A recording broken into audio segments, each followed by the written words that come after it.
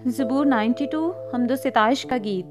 क्या ही भला है खुदावंद का शुक्र करना और तेरे नाम की मदद सराय करना। ए हक ताला, सुबह को तेरी शफकत का इजहार करना और रात को तेरी वफादारी का।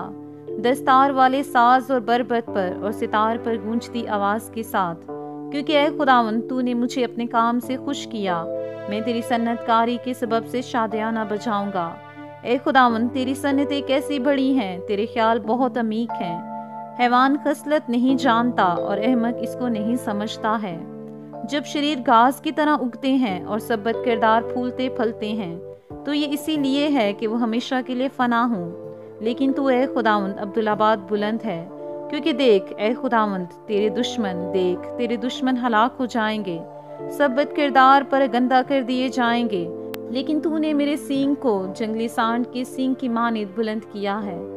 मुझ पर ताज़ा तेल मला गया है। मेरी आंख ने मेरे दुश्मन को देख लिया, मेरे कानों ने मेरे मुखालिफ बदकारों का हाल सुन लिया है। सादक खजूर के दरख्त की मानी सरसब्ज होगा, वो लुबनान के देवदार की तरह बढ़ेगा जो खुदावन के घर में लगाए गए हैं। वो हमारे खुदा की बारगाहों में सरसब्ज होंगे, वो बुढ़ापे में भी बरोमंद होंगे।